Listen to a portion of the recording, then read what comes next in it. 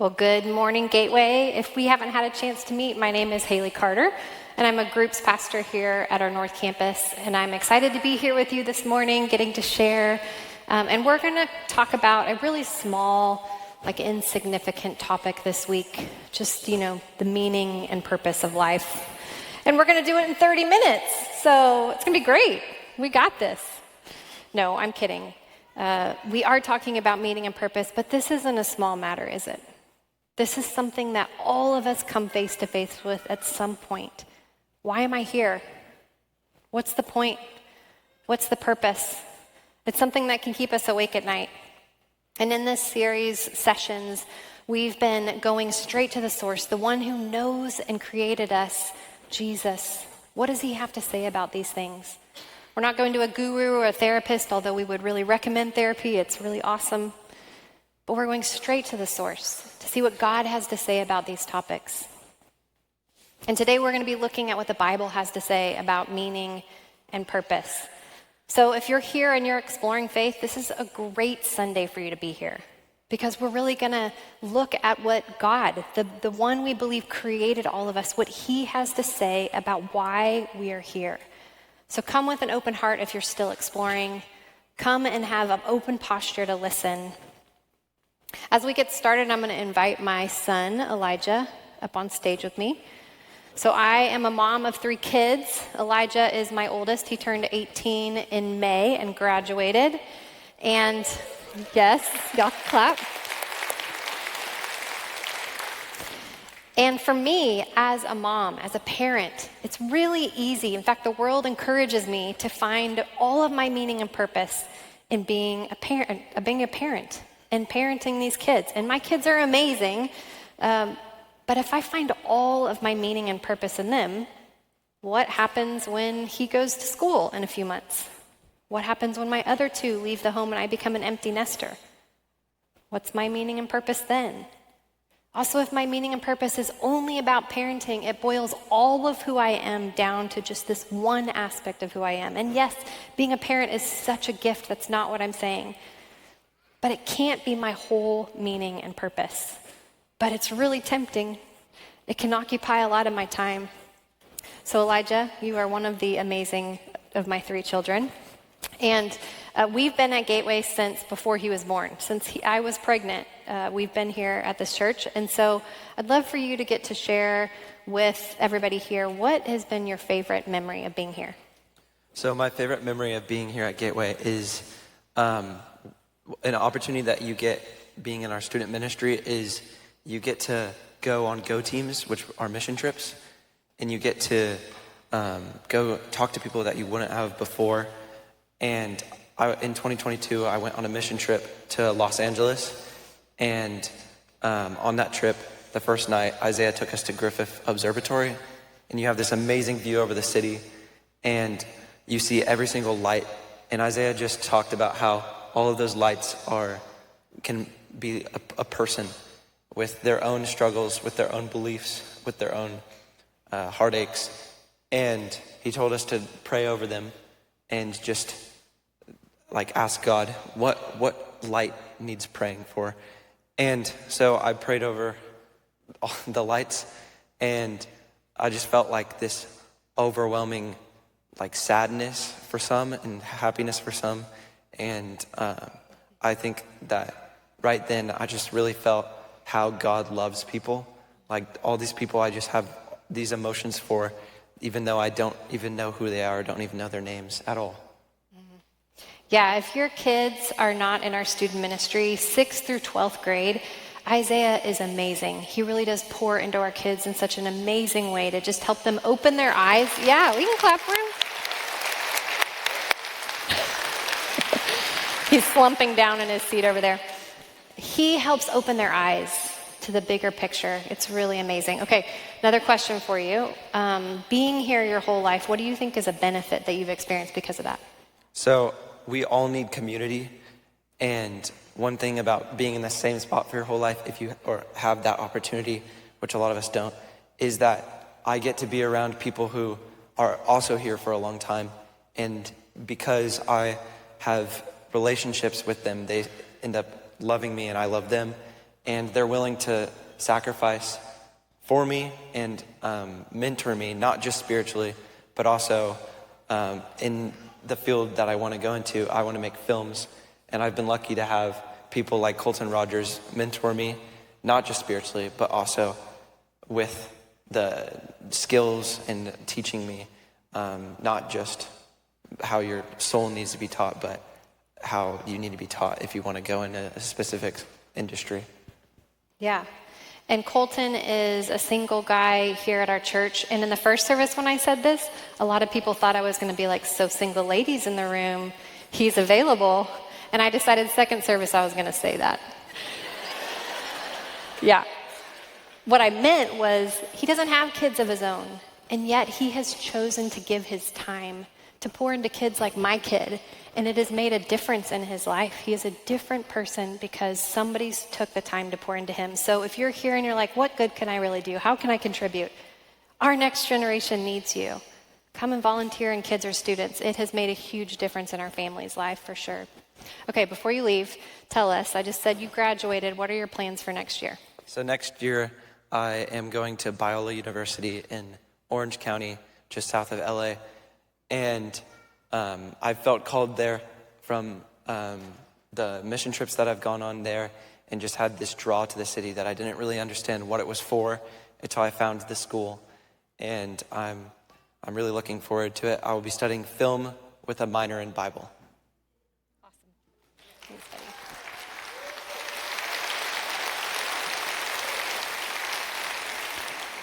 So y'all can be praying for us as we lose our baby, and be praying for him as he goes across the country to explore and learn at Biola.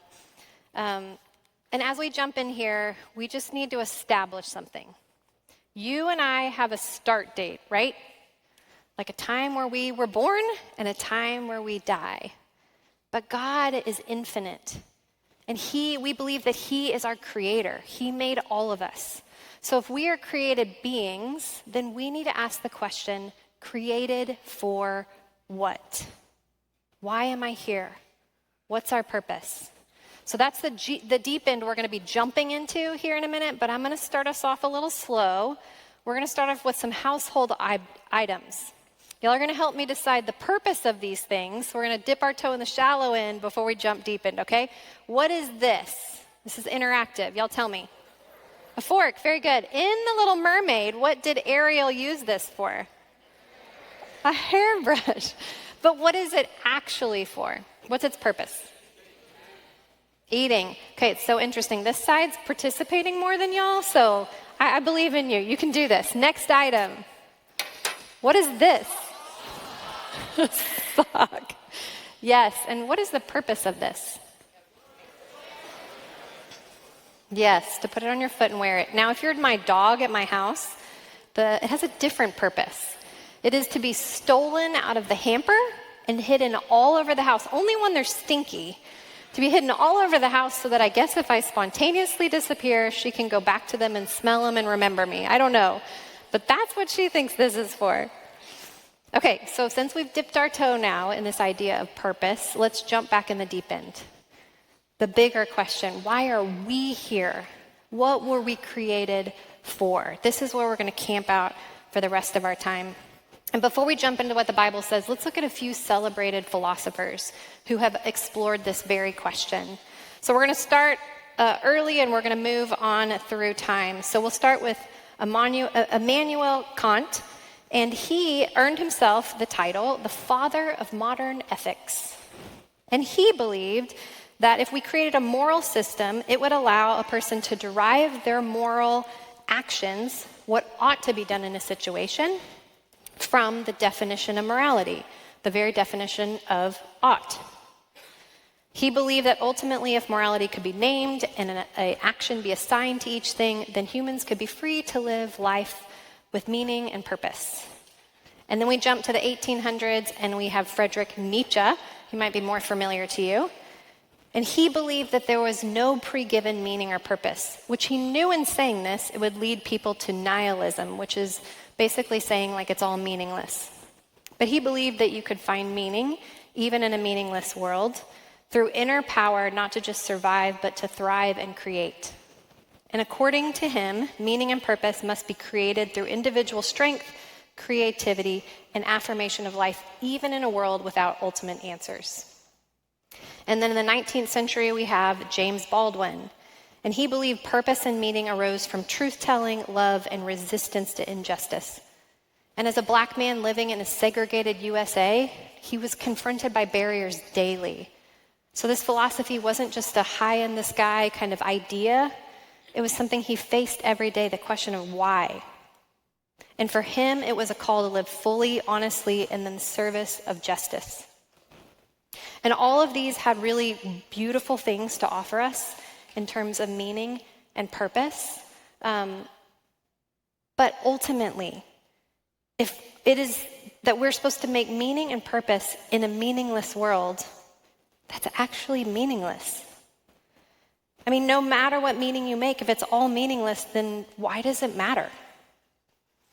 So in contrast to this idea that life is meaningless, the Bible offers us a really different picture. So today we're going to explore this question of meaning through three lenses: our design, the distortion, and decision. So we're going to start where oftentimes things start, in the beginning. So we're going to start by looking at Genesis, the creation account. God makes order and beauty out of nothing, and the crowning jewel of creation is humanity. So let's look and see what we can learn about purpose and meaning from this passage in Genesis 1:26 through 28. Then God said, "Let us make mankind in our image, in our likeness, so that they may rule over the fish in the sea and the birds in the sky, over the livestock and all the wild animals, and over all creatures that move along the ground." So God created mankind in his own image. In the image of God, he created them. Male and female, he created them. God blessed them and said to them, "Be fruitful and increase in number. Fill the earth and subdue it. Rule over the fish of the sea and the birds in the sky, and over every living creature that moves on the ground." So in the verses right before this, God is making animals. And he makes them according to their kind. It says that over and over again. According to their kind, according to their kind. So then we get here to humans. It says he made man, which is the Hebrew word Adam, which just means humans. Not male, but humans. And he makes humans according to what kind? What do you see in this verse? The image, our image. This is God talking. In the image of God. So this begs the question, what does that mean? Is that like a mirror held up and it's a reflection? What does image mean? So image in Hebrew is the word tselem. And tselem is an idol made of wood or of stone. Clearly we are not made of wood and stone. So what is God saying here? Well, he's calling us living idols, living images of him. So that still is a little muddy. So in order to understand what this means that we are living idols, we need to know more about what an idol was in the ancient world. So Dr. Crispin Fletcher Lewis, a biblical scholar, says this: "The role of an idol in ancient Near Eastern religion, where an idol is set up to be the real presence of the god, because the god is really believed to inhabit the image. The image is the god, and its proper care and veneration guarantees the god's benefits and protection for the worshiping community. Every ancient Near Eastern religion had a temple, the place where God dwelled, and idols or images were in that temple. So God sets us up as his living idols, his living image in his temple. And what is God's temple? It's the whole earth. He walked with Adam and Eve in the garden. And then later on in Acts 17:24, it says this: "The God who made the world and everything in it is the Lord of heaven and earth and does not live in temples built by human hands." So his temple is the whole world, and his idol, the image he has made of himself, his representatives, are you and I. It's all of humanity. So we are to live as God would live if he was living in our life. This is what it means to be his image. Okay, with that understanding, let's go back and look at what the rest of that account said. So verse 26 said, God said, Let us make mankind in our image, in our likeness, so they may rule over the fish of the sea, the birds of the sky, over the livestock and all the wild animals, and over all the creatures that move along the ground. God blessed them and said to them, be fruitful and increase in number, fill the earth and subdue it, rule over the fish of the sea, the birds of the sky, and over every living creature that moves on the ground. So we're to do a few things here that we see. We are to subdue and rule, we are to be fruitful, and we are to fill the earth with other images of God. These are the three things we're called to. So that word subdue and rule, what does that mean? Well, it means exactly what it sounds like, to have authority over.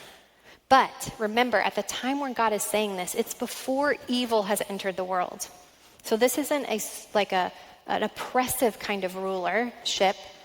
This is a ruling in such a way that it brings mutual benefit and flourishing to everything around it.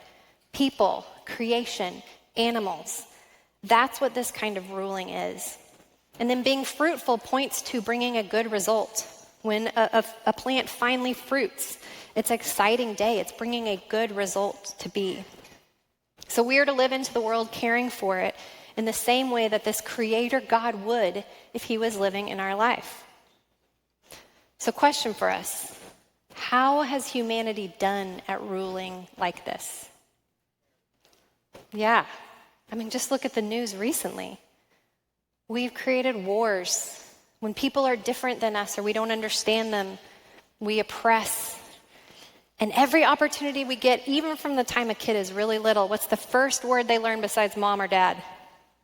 No.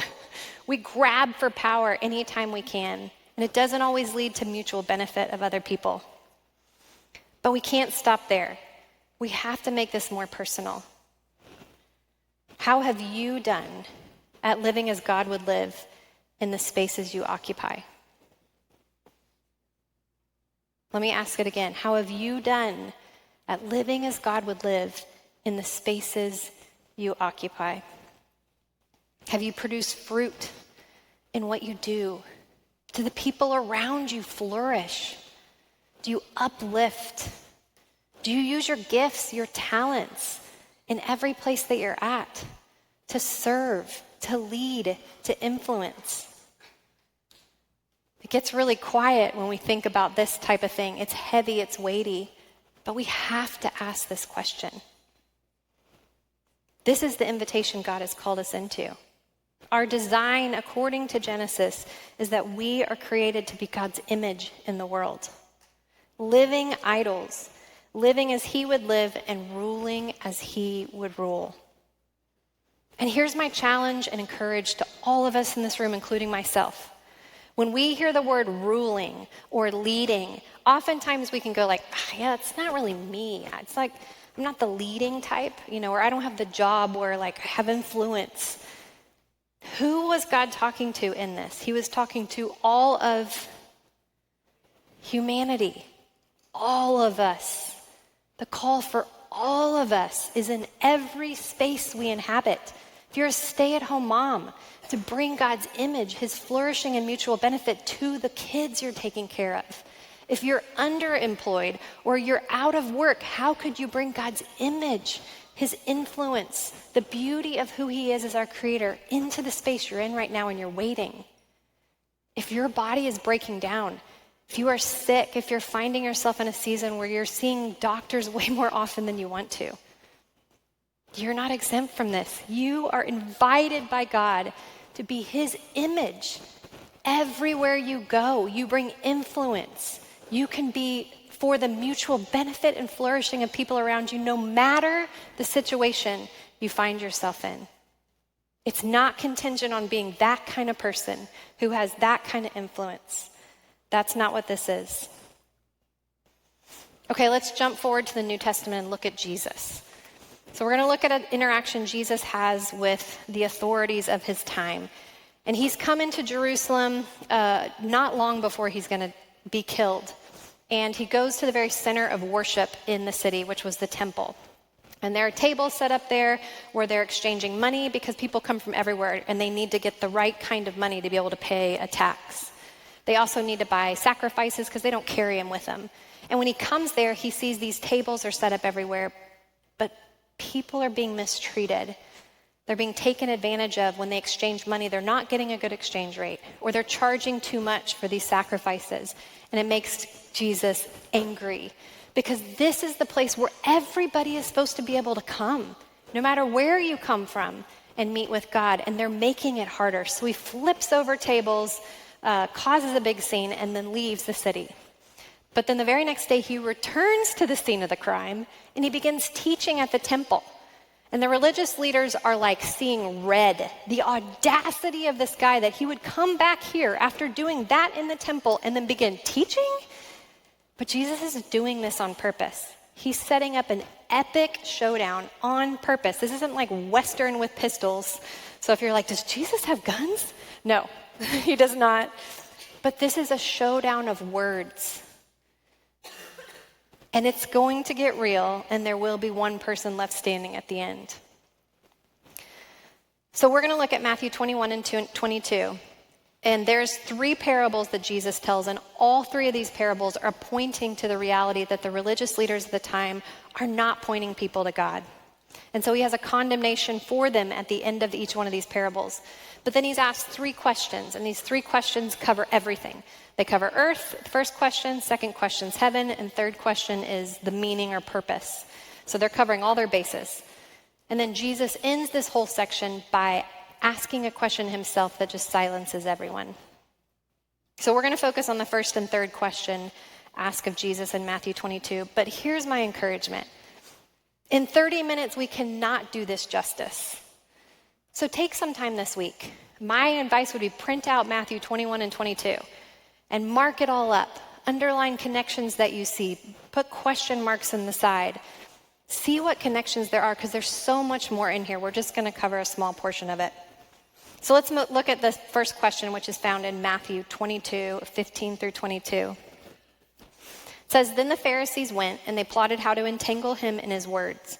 And they sent their disciples to him along with the Herodians, saying, 'Teacher, we know that you are true and teach the way of God truthfully, and you do not care about everyone's opinion, for you are not swayed by appearances.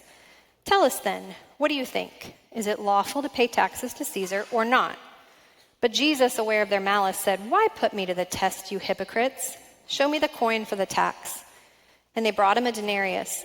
And Jesus said to them, 'Whose likeness and inscription is this?' And they said, 'Caesar.' Then he said to them, 'Therefore render to Caesar the things that are Caesar's, and to God the things that are God's.' When they heard it, they marveled, and they left him and went away." So I'm sure you're thinking, okay, wait, what does this have to do with meaning and purpose? This feels odd. So hang on for just a minute. Let me set up the literary context and the imagery that they're using here. So in the first century, the Roman Empire, the denarius was the coin that represented like a day's wage. And on the denarius was an image. So you can see it here. This is the image of the Caesar, who at the time was Tiberius. And the inscription that's on it says, "The great Tiberius, Caesar, son of God Augustus." And on the other side would have been a picture of either his mother or the goddess Roma. And on the inscription on that would have said, "High Priestess." So this coin is an idol. It's declaring someone other than God to be God. Scott McKnight, a biblical scholar, says in his Matthew commentary, "By requiring payment via the denarius, Caesar was forcing all subjects of Rome to make a statement, to acknowledge symbolically his claims to divinity." So carrying this coin as a Jew was to carry around an idol. And they all knew the 10 Commandments. They knew that they were not to make any idols. They were not to worship idols. And yet, when Jesus asked them to produce a coin, they have one. So Jesus calls out their hypocrisy here. He acknowledges up front, 1, that they're trying to trap him, and 2, that they have a distortion that they've adopted in their life. And even though they're trying to trap him, he lets it play out because he knows there's something at stake, something important that he wants them to see. He asks them whose likeness or image is on this coin, and they respond, "Caesar's." Now for us, we're like, well, yeah, that's his picture, no big deal. But in their context, when he said, "Whose image they would have heard Genesis 1:27. That's what they would have heard. But because they've been sucked into culture and believed distortion, lies, they said Caesar's image is on this. They did not say, well, it's a picture of Caesar, but he's made in the image of God. So my question for us is this: where have I bought into our culture and been sucked into the distortion of truth? Where are you compromising what God said is good because it is easier or socially acceptable? We all have these places. Like I told you about earlier, it is really easy as a parent for me to make my whole life around my kids. And if you're parenting in this day and age, man, the culture tries to make it like that. You can spend all your time caring for your kids, putting them in activities, making sure they have everything. But actually, God has invited me as a parent to live into the meaning and purpose he has said, which is I'm his image in the world. And I get to bring mutual benefit and flourishing everywhere I go. So with that mentality as my goal, as my purpose, how do I bring that into parenting? Disciple my kids. Show them this amazing God that I believe in. They're not the God. They're not the center of my universe. He is. And I bring that with me as I parent. What about you? Have you set up your job? Or maybe a relationship? Or maybe financial stability as ultimate important? And bought into that life from our culture that it can satisfy you, because it cannot. It will never satisfy. There'll always be the next thing you want or need. So how do you put that in the right spot and come into that place as an image bearer of God, bringing flourishing and mutual benefit to those around you in every place? Now, Jesus' response to them in verse 21 says, give to Caesar what is Caesar's. So he's saying, like, the poll tax is required, so give it to him. He's teaching him how to be good citizens in a corrupt government. But then he says, give to God what is God's. What does that mean? Well, we only have a few minutes to wrap up here, so I can't tell you all that's involved in give back to God what is God's. But we do know that what he answers in question 3 is attached to this. So let's jump ahead to question 3 and see what he says there about giving back to God what is God's.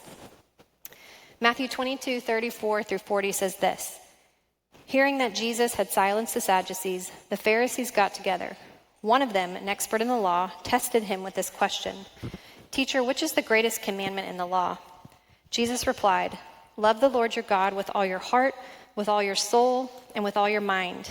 This is the first and greatest commandment. And the second is like it: love your neighbor as yourself. All the law and the prophets hang on these 2 commandments. So they're asking him, which is the most important commandment? Because at this point, there are over 1,000 commandments. And so they're trying to trip him up, see what he might answer here. But the reality is the word commandment is the word intole. And intole means order or prescribed way something is to be done. And it's a clarification of the word telos. And telos means aim or purpose. So these laws or these commands that God gave his people in the Old Testament, they were to aim them in the right direction. They were to purpose their life so that in every space they were in, because they were surrounded by other cultures that didn't believe in the same God, if they followed these ways, these purpose of how to live, it actually let them be a kind of people among other people that pointed to a kind of God that was different than the God that other nations served. That was the goal, to set them apart as a different kind of people, serving a different kind of God. Now, Jesus does a very Jesus thing here. They're like, what's the most important commandment? And he's like, I'll give you 2. Do you have a person like this in your life? You're like, tell me one thing about your day. And they're like, I've got 25. I love this about Jesus. He's like, yeah. No, I'm going to give you 2 answers. So he says the end goal of life, the telos, the purpose, and what he ultimately would give his life for is to love God and love people. Why love God? Why is this what he says? Well, it's because if our affection is aimed in the right direction, at the only one who can truly satisfy us, then we will be filled with his love. And as we are filled with his love, all kinds of things become possible that aren't possible before. Think about somebody you really love.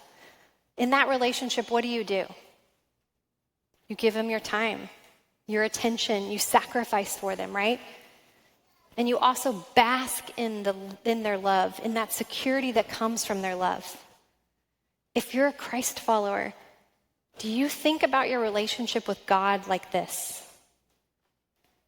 That you can be filled up with his love, that you can bask in it, that it can provide security. Aiming our affection in the correct direction lets us live a life that is secure. And then as we are loving God, do you know what happens? His love fills us, and then it overflows, and we are able to love others. So the reason he says, I got to put these two together, love God and love other people, is because if you think back to Genesis 26 through 28 we just looked at, we are made in God's image. And God, over the course of all time, has always been pursuing us. He came to be with us in Adam and Eve in the garden. Jesus came to this earth to be with us. In the Old Testament, oh my gosh, how many times did he rescue Israel? God is always coming to his people. And so if we are made in his image, then we are to love him, be filled up with him. But the way he would live in our life is he would go out towards people. He would go and love others. Now, if you're like me, I'm an introvert, so you're like, okay, I got this loving God thing. Love it. Let's do that. Can we leave it there? No, we can't leave it there. We are called to love people too. That part can't be left out. And I know that's hard. I live in this area. I drive on these roads. Loving people is challenging. And in our polarized world, it is not simple to navigate. But if you follow Jesus, this isn't a command that you can just put aside.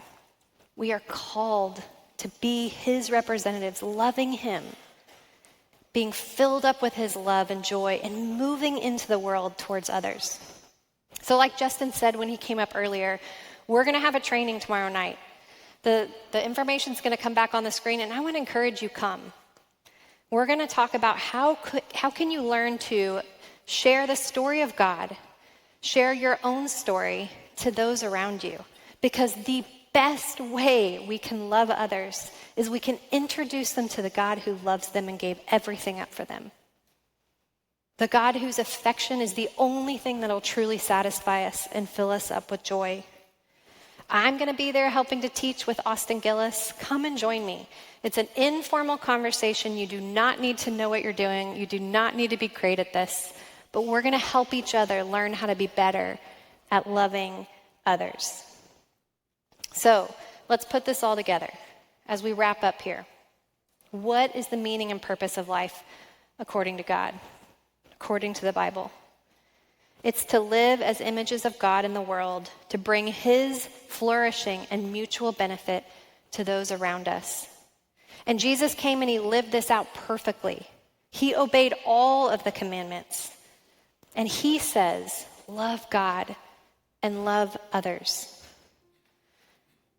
So we have a decision to make. We can spend our life worshiping lesser things, which we're calling idols. These are lesser gods that do not satisfy. They were never meant for your full affection to be on them. Or we can be living idols, God's image in the world.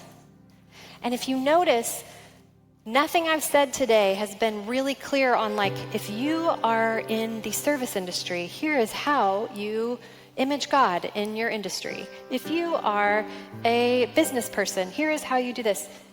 It's not prescriptive like that. We actually have to learn how to love God. Let him show us our gifts, our talents, our purpose, our passions, and then use those in every space we're in. We get to have influence. We get to partner with God in the world. This is his invitation to us. But it's a decision to make because we can choose not to do it. And we can choose to settle for lesser things.